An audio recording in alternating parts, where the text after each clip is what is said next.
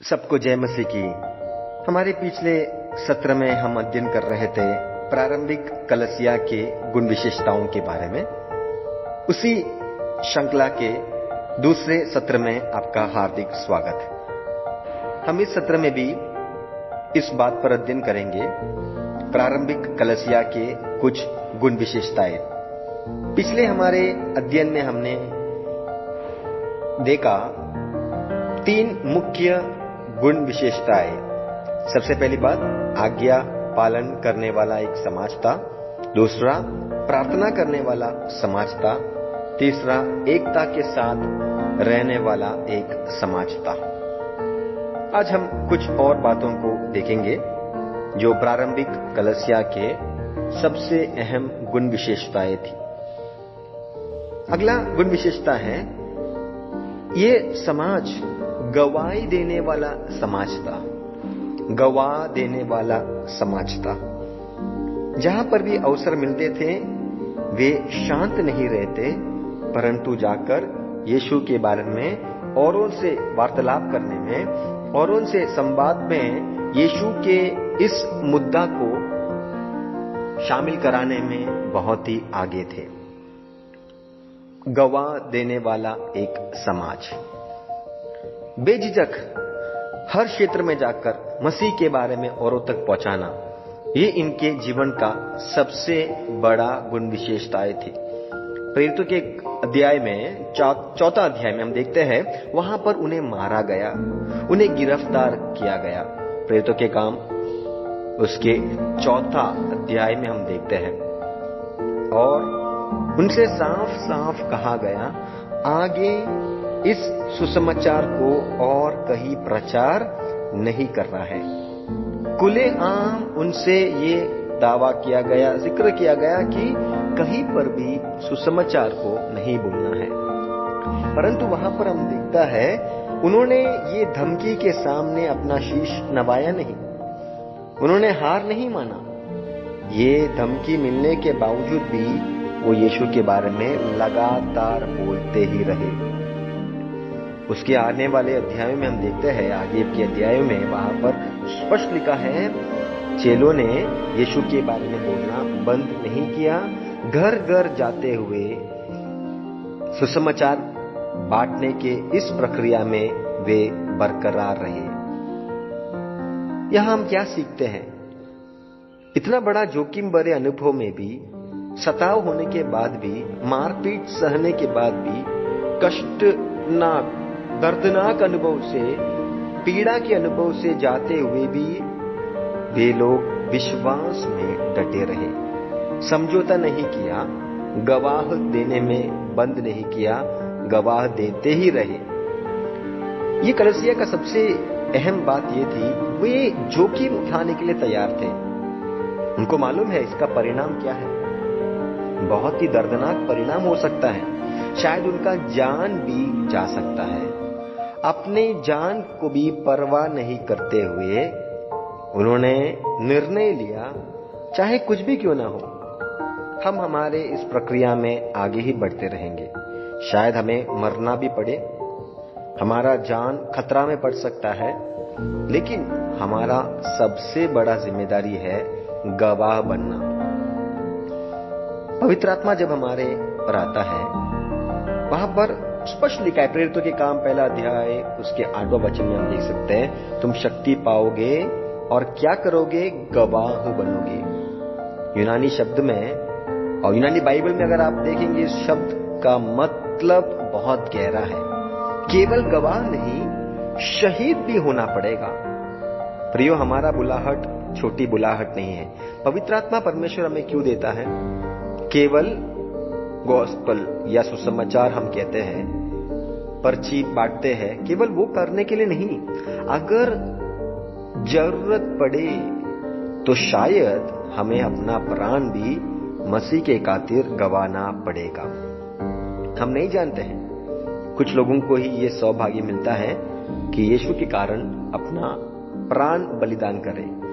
प्रियो, अगर हम प्राण को बलिदान करते हैं और ये सौभाग्य हमें मिलता है, मसीह के साथ जब राज करने हम फिर से इस दुनिया में आएगा, हम मसीह के साथ ऊंचे अधिकारी होकर यीशु के साथ राज करने के लिए भी हमें एक शानदार खूबसूरत सौभाग्य मिलता है।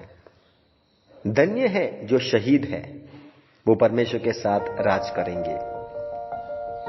जैसा एक ऐतिहासिक कलसिया का पिता ने कहा, रक्त साक्षियों का लहू कलसिया का बीज है। रक्त साक्षियों का या शहीदों का लहू कलसिया का बीज है। जी हां, जहां पर भी मसीहों के खिलाफ उत्पीड़न हुआ है, किसी के साथ घात हुआ है, किसी को मारा गया है, हम देखते हैं जो लहू वे बहाते हैं वो लहू शांत नहीं रहता है। वो लहू पृथ्वी के साथ निरंतर वार्तालाप करता है। उन उत्पीड़कों के द्वारा किए हुए उस शोषण में यीशु मसीह का लहू जो सारे पापों को क्षमा जरूर करता है, परंतु जैसा हम वचन में देखते हैं, आबेल का लहू जो मांग रखता है, जो न्याय के लिए मांगता है, ये लहू आज भी प्रसक्त है।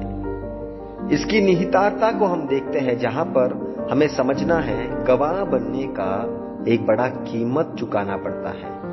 गवाह बनने के लिए, जैसा हमने कहा, पवित्र आत्मा जब तुम्हारे ऊपर आएगा, ये सामर्थ केवल गवाह बोलने के लिए, हमारी कलसिया में गवाही बोलने के लिए नहीं है, वो तो अलग है। कलसिया के अंदर जो होता है वो गवाही होता है, कलसिया के बाहर जो होता है वो गवाह होता है, जहां पर हम जाकर औरों को बता रहे हैं। कई बार हम कलसिया में तो जरूर गवाही बोलते हैं, परमेश्वर ने हमारे लिए किए हुए अद्भुत काम को जरूर हमारे कलसिया में बांटना ही है। इससे हमारा विश्वास मजबूत होता है, औरों के प्रति हमारा जवाबदेही बढ़ता है, और अनेकों को विश्वास में स्थिर करने के लिए मेरा और आपका गवाही परमेश्वर इस्तेमाल करता है प्रभु की महिमा के लिए। परंतु वहां पर कलसिया के अंदर ही हमें सीमित नहीं रहना है, हमारा बुलाहट उससे भी ज्यादा है। हमारा बुलाहट है कि हम इस गवाही को कलसिया के बाहर लेके जाए और विभिन्न विभिन्न क्षेत्रों में, प्रांतों में, हमारे सुरक्षित स्थलों से बाहर इस शानदार सुसमाचार को औरों के साथ हम बताएं। हम कैसा गवाह बन सकते हैं? हमारे समाज में, हमारे बाजार में जब हम सामान लेने खरीदने जाते हैं, बिक्री करते हैं, हमारे दूध वाले भैया के साथ हम मसीह को बांटते हैं। हमारे चारों ओर बेचैनी में जो जीते हैं उनके साथ सुसमाचार बांटते हैं। ये केवल पर्ची बांटने से नहीं, पर्ची जरूर बांटना है, वो जीवन का सबसे महत्वपूर्ण तरीका है जिससे हम सुसमाचार लोगों तक पहुंचा सकते हैं। लेकिन उससे बढ़कर हमारा जीवन हमारा गवाह होना है, जिसके बारे में हम कुछ ही समय में जरूर अध्ययन करेंगे।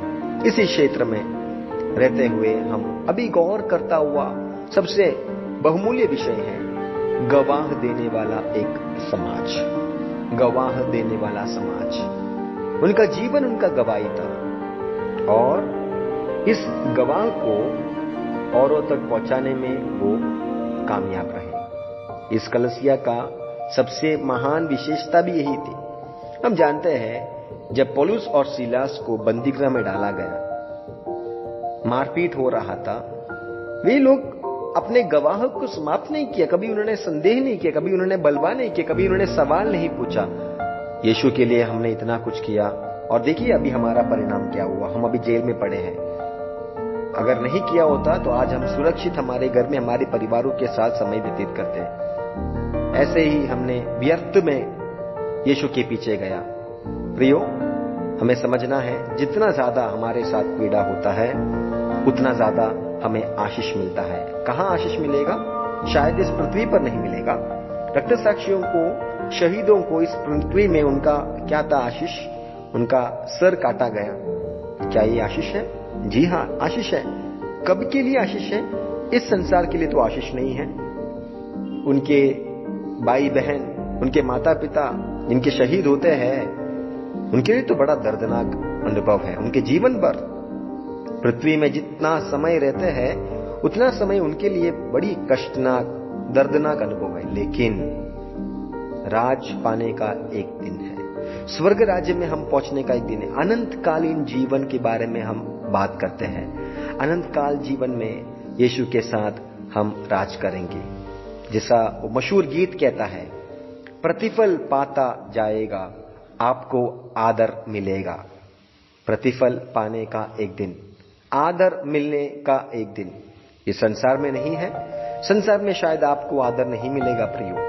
आज मसीह होने के खातिर हमारे मसीह भाई बहन हर एक दिन, दिन प्रतिदिन पीड़ा का संख्या बढ़ते ही जा रहा है।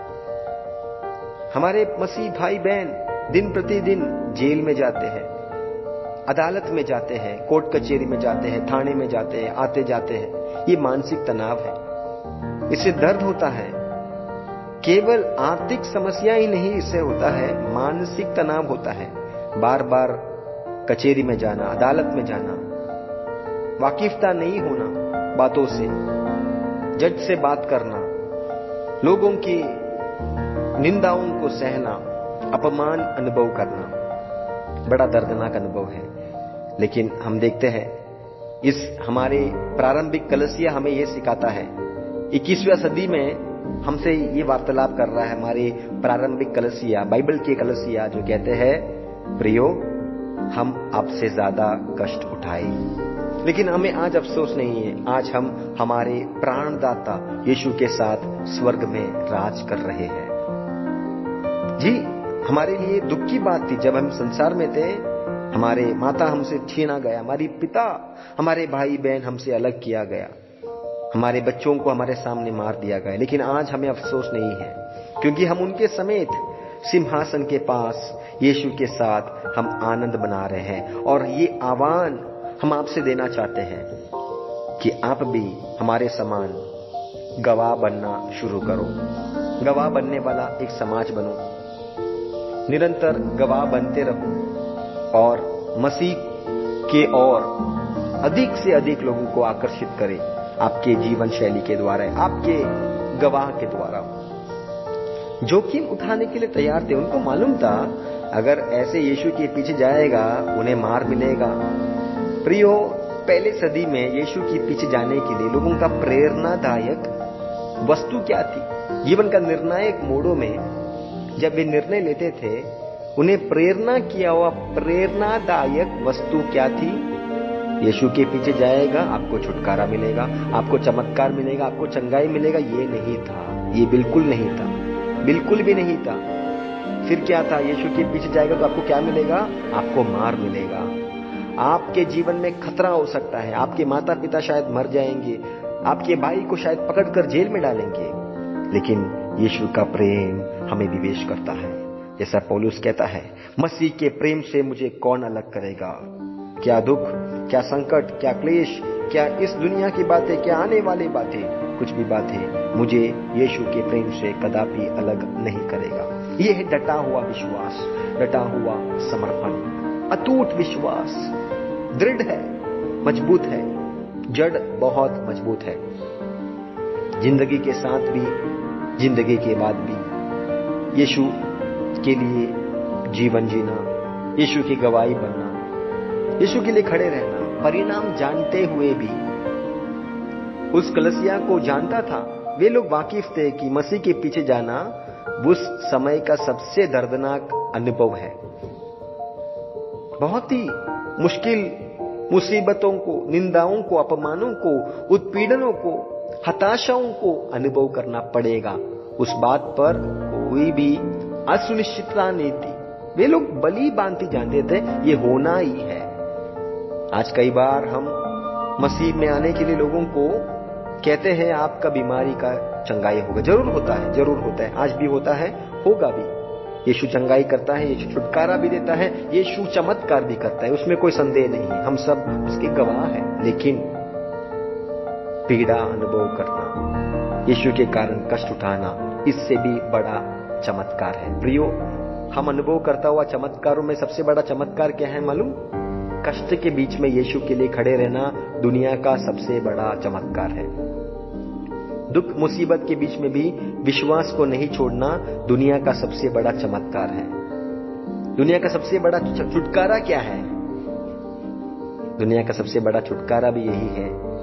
उस कष्टों के बीच में भी यीशु में अनुभव करता हुआ आजादी, यीशु में अनुभव करता हुआ उस शांति, सुकून, ये दुनिया का सबसे बड़ा छुटकारा है। हम यीशु के पीछे दाम देकर जाते हैं। रोटी खिलाने वाला यीशु से हम सब प्यार करते हैं। चमत्कार चंगाई करने वाले यीशु से हम बहुत प्यार करते हैं। लेकिन क्या हम उस यीशु से प्यार करते हैं जो हमें आह्वान देते हैं गेत्सेमने की ओर जाकर और कहते हैं आपको शायद आपका जीवन भी परित्याग करना पड़ेगा। पहले कलीसिया से हम क्या सीखते हैं? गवाह देने वाला एक समाज था। जीवन के माध्यम से वो गवाह बने, परिणाम जानते हुए भी हिम्मत के साथ यीशु के लिए खड़े रहे। जीवन भी जा सकता है, मर भी जा सकता है, शहीद बन सकता है, लेकिन परवाह नहीं, हम परवाह नहीं करते। एक शहीद ने ऐसा कहा, जब यीशु ने मेरे लिए इतना कुछ किया, ये जो मैं कर रहा हूं सबसे छोटी बात है। पॉलीकार्प नाम का प्रभु के दास को जिंदा जलाने के लिए जब निर्णय लिया गया, उनसे कहा गया आप इस मसीह को परित्याग कर दो। उन्होंने क्या कहा मालूम? पिछले 86 साल मैं यीशु के साथ रहा हूं। यीशु ने मेरे जीवन में भला ही किया है, एक बार भी बुराई नहीं किया है, भला ही किया है। अब मैं इस प्यारे यीशु को कैसे त्याग सकूंगा? ये कहते हुए उन्होंने अपना जीवन यीशु के लिए कुर्बान किया। पहले कलीसिया के सदी में जहां पर भी हम देखते हैं, कलीसिया का इतिहास को हम पढ़ते हैं, सारे दशकों में ये एक बात साधारण थी। जिस प्रकार मसीह यीशु के लिए अपना कष्ट उठाया, निंदा उठाया, दुख परेशानियों का सामना किया, जोखिम उठाते हुए यीशु के पीछे का गवाह देने वाला समाज, गवाह सबसे महत्वपूर्ण भाग था। अगला हम देखेंगे दूसरा गुण विशेषता है इस सत्र का, प्रारंभिक कलीसिया के आराधना करने वाला एक समाज था। आराधना करने वाला एक समाज था, संगति करने वाला, अथवा आराधना का मतलब है संगति पसंद करने वाले। जहां पर भी मीटिंग होते हैं बेझिझक दौड़कर जाते हैं। क्यों? संगति करने। उनको संगति करना अच्छा लगता था। देखिए, उन समय में हमारे इस युग के समान बड़े बड़े चर्च नहीं होते थे। कहीं पर भी घर पे मिलते थे। गृह कलसिया जैसा हम मनाते हैं, गृह में मिलते हैं, घरों में मिलते हैं, क्योंकि पीड़ा है, डर लगता है। कहीं पर भी उनको आराधना करने के लिए स्वतंत्रता नहीं थी। आज के हमारे भारतीय उत्तर भारत के संस्कृति में या परंपराओं में जैसा हम देखते हैं, यह हमारा संस्कृति का भाग बन गया है। मसीहों के खिलाफ पीड़ा आज ऐसा एक रीति रिवाज बन गया है जो हमारे संस्कृति का भाग बन गया है। तो इसी समय जो दुख हम अनुभव करते हैं, ये प्रारंभिक कलीसिया का भी एक दुर्दशा थी, जहां पर वे बिना डर कलीसिया में नहीं आ पाते, परंतु एक भी अवसर को वे गवाते नहीं थे। जब कभी संगति के लिए एक अवसर मिलता है, जाते थे।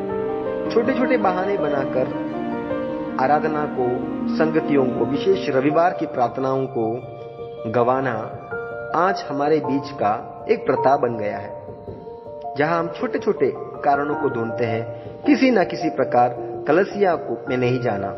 लेकिन हमारे प्रारंभिक कलीसिया के गुण विशेषता ये थी, सबसे मुख्य गुण विशेषता संगति करने वाला एक समाज, आराधना करने वाला एक समाज।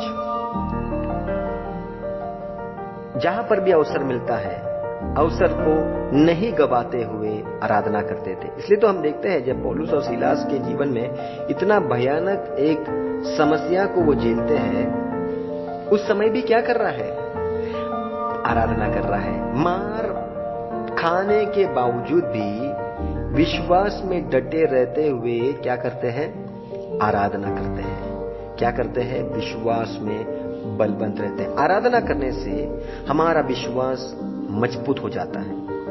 जब जीवन में सब कुछ अच्छा चल रहा है, आराधना करना बहुत आसान है, परंतु जीवन के संकट भरे, दुख भरे, दर्दनाक अनुभव में आराधना करना सबसे भयानक, सबसे दुख से भरा हुआ दर्दनाक अनुभव है।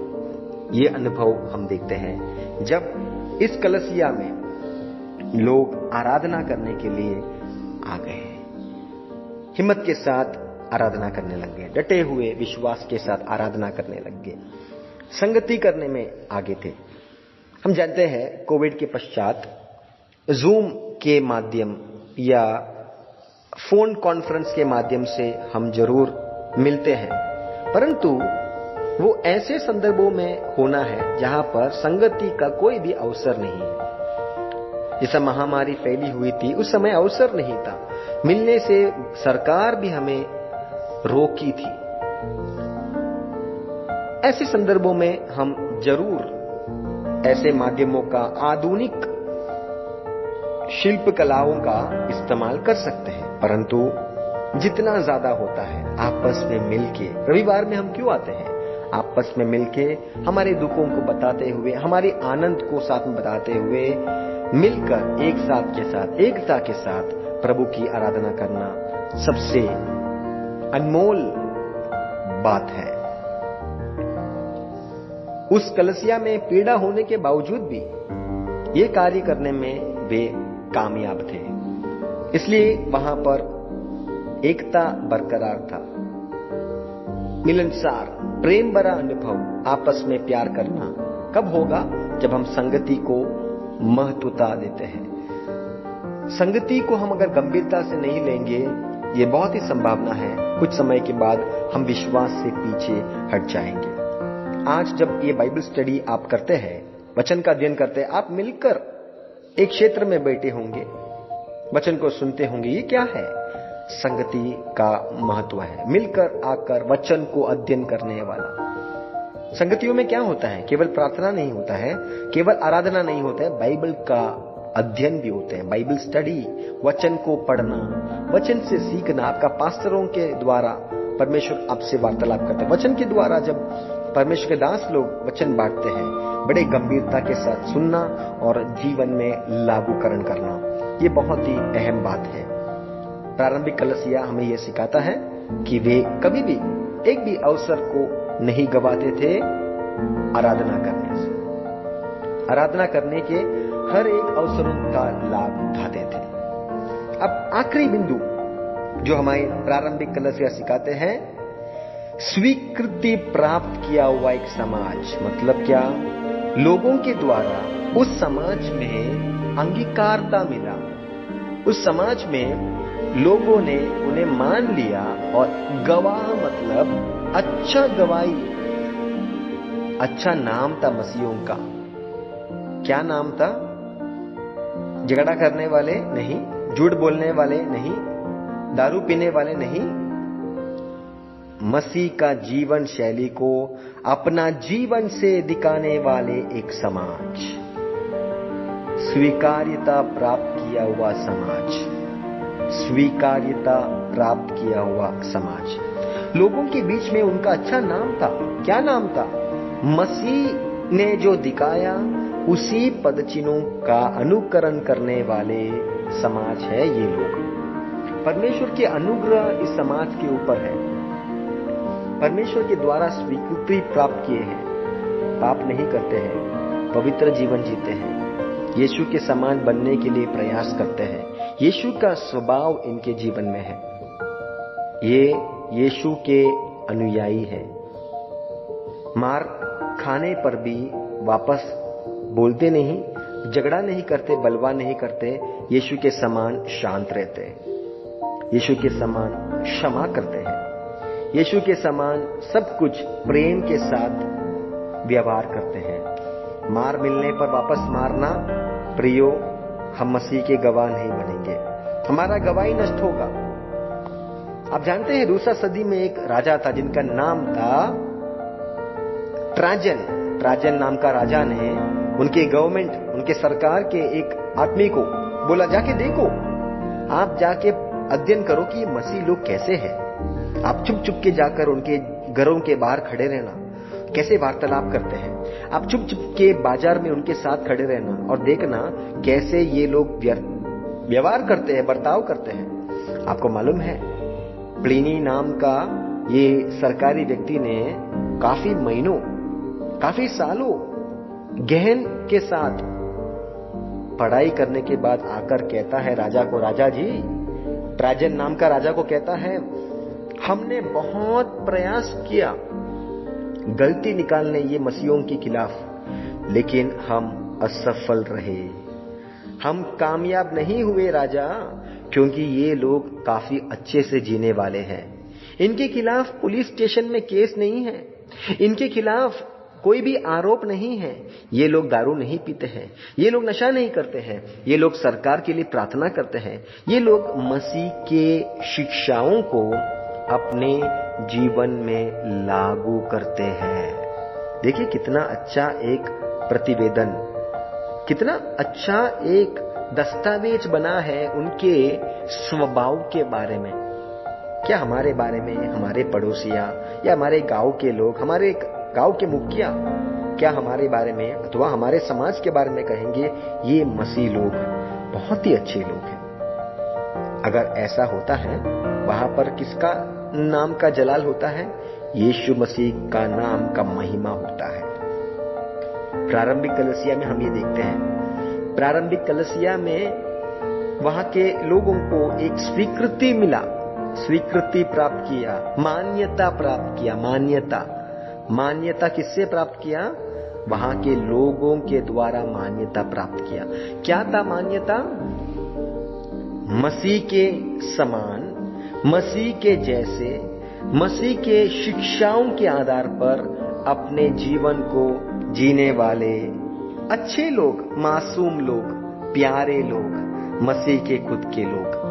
देखिए कितना अच्छा एक गवाही है आपके बारे में। अगर आपका अविश्वासी पड़ोसी, आपका अविश्वासी भाई बहन, आपके साथ काम करने वाला अविश्वासी व्यक्ति अगर आपके बारे में ये गवाही देता है, इससे बड़ा और कुछ भी इस संसार में आप नहीं पा सकते। आप पा सकता हुआ सबसे बड़ा बात क्या है?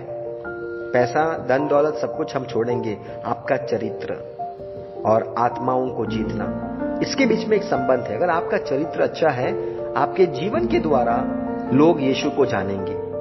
शायद पर्ची आप नहीं बांटेंगे, लेकिन आपका जीवन औरों के लिए एक पर्ची बनेगा, आपका जीवन औरों के लिए एक बाइबल बनेगा। शायद ऐसा एक ही बाइबल होगा जो लोग पढ़ेंगे और वो आपका जीवन होगा। आपका स्वभाव, आपका बातचीत करने का तरीका, आपका व्यवहार का तरीका, आपका लेन देन, आपके जिस प्रकार आप लोगों से वार्तालाप करते हैं, हमारे जीवन के द्वारा हम मसीह की ओर लोगों को चिन्हित करेंगे, आकर्षित करेंगे, कहेंगे यीशु मसीह ही है सच्चा खुदा। शायद आपके प्रचार के द्वारा नहीं, आप प्रचार करने में सक्षम नहीं होंगे, कोई चिंता नहीं, आपका जीवन, आपका प्रचार बनना है। हमारा देश का राष्ट्रपिता ने कहा, महात्मा गांधी जी ने कहा, मेरा जीवन मेरा संदेश है, मेरा जीवन मेरा संदेश है। जी हाँ, हमारे जीवन भी हमारा संदेश बनना है, हमारा प्रचार बनना है, जिसके माध्यम से हम यीशु मसीह को औरों की ओर आकर्षित करेंगे। मान्यता प्राप्त करने वाला एक समाज, मान्यता प्राप्त किया हुआ समाज, जहां पर लोगों ने कहा ये मसीह के चेले हैं, मसीह के अनुयायी हैं। कितना सुंदर है अगर हमें भी ऐसा एक मान्यता हमारे समाज में हम पाएंगे। महात्मा गांधी जी ने कहा, मुझे मसीह पसंद है लेकिन मसीह लोग नहीं पसंद है, क्योंकि मसीह लोग मसीह के समान जीवन नहीं जीते हैं। मसीह के समान नहीं जीने के कारण हमारे अंदर बहुत सारे अभावता आती है। मसीह को चिन्हित करने वाला समाज। तो हमने क्या सीखा? इस 2 सत्र में हमने सीखा हुआ बातों को एक बार हम दोहराएंगे और हम समाप्त करेंगे। प्रारंभिक कलीसिया के गुण विशेषताएं, अगर आप में से कोई लिख रहे हैं, आप उसको नोट बना सकते हैं और बार बार पढ़ सकते हैं। नंबर 1, सबसे पहली बात, आज्ञा पालन करने वाला समाज। नंबर 2, प्रार्थना करने वाला समाज। नंबर 3, एकता के साथ रहने वाला समाज। नंबर 4, गवाही देने वाला, गवाह बनने वाला समाज। नंबर 5, आराधना करने वाला अथवा संगति करने वाला समाज। और नंबर 6, मान्यता प्राप्त किया हुआ समाज। हम भी इस प्रारंभिक कलीसिया की गुण विशेषताओं से सीखेंगे और हमारे जीवन में लागू करेंगे। परमेश्वर आपको आशीष दे। आइए हम प्रार्थना करें। पिता परमेश्वर, हम प्रार्थना करते हैं आप हमें सामर्थ्य दें ताकि हम भी हमारे जीवन के द्वारा ये सारे गुणों को प्रतिबिंब करें जो प्रारंभिक कलीसिया से हम सीखते हैं। पवित्र आत्मा की सामर्थ्य हमारे लिए बहुत ही जरूरी है, जिसके माध्यम से हम इस पादव तक, इस कदम तक पहुंच सके। आप ऐसा करेंगे, हमारा विश्वास है। यीशु मसीह के नाम से हम मांगते हैं, आमीन।